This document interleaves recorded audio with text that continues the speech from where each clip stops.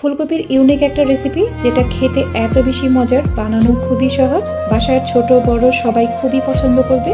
বিকেলের নাস্তায় চায়ের সাথে এবং গরম গরম ভাতের সাথেও এই রেসিপিটি একদম জমে যাবে। বড় সাইজের একটা ফুলকপি নিয়েছি। ফুলকপিটাকে এরকম একটু মাঝারি সাইজ করে কেটে নিয়েছি, অনেক বেশি বড়ও রাখিনি আবার খুব বেশি ছোটও করিনি। এগুলো ধুয়ে পানি ঝরিয়ে নিতে হবে। এখন একটা বাটিতে নিয়ে নিলাম 3 টেবিল চামচ ময়দা। হাতের কাছে ময়দা না থাকলে আটাও নেওয়া যাবে।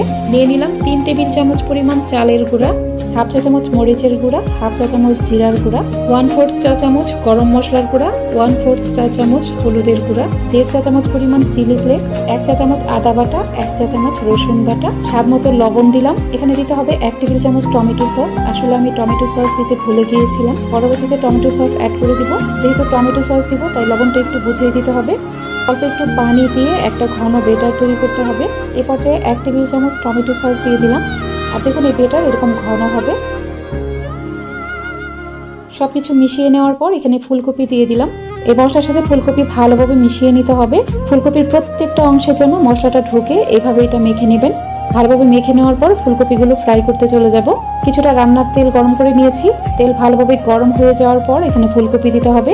তেল ভালোভাবে গরম না হলে ফুলকপির উপরের কোটিংটা কিন্তু খুলে আসবে। এক পাশ কিছুটা হয়ে গেলে তারপর উল্টে দিবেন, ওই পাশটাও কিছুটা হয়ে যাওয়ার পর তারপর উল্টে দিবেন। ফুলকপিগুলোকে চুলার একটু বেশি আঁচেই ভাজতে হবে। চুলার মিডিয়ামের থেকেও কিছুটা বেশি আছে ফুলকপিগুলোকে উল্টে পাল্টে ভেজে নিব। এগুলো যখন অনেকটা মুচমুচে টাইপের হবে এবং এরকম অনেকটা সোনালি কালার হবে তখন উঠিয়ে নিব। ভালোভাবে তেলটা ঝরিয়ে উঠিয়ে নেবেন।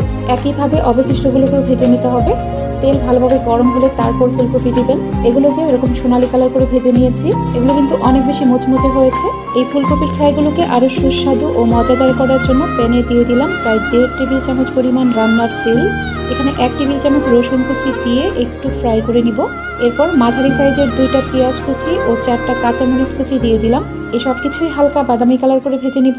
এগুলো এরকম একটু বাদামি কালার হয়ে গেলে দিয়ে দিলাম হাফ চা চামচ মরিচের গুঁড়া, 1/4 চা চামচ গরম মশলার গুঁড়া ও স্বাদ অনুযায়ী একটু লবণ দিলাম। এখন চুলার কম আছে মশলাটাকে একটু ভেজে নিতে হবে। মশলাটা যখন এরকম অনেকটা ভাজা হয়ে যাবে তখন ফুলকপির ফ্রাইগুলো দিয়ে দিব।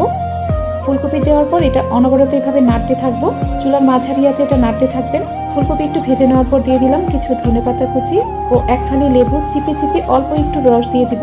খুব বেশি লেবুর রস কিন্তু এখানে দেওয়া যাবে না। ধনেপাতা ও লেবুর রস দেওয়ার পর এটা আর একটু ভেজে নিব।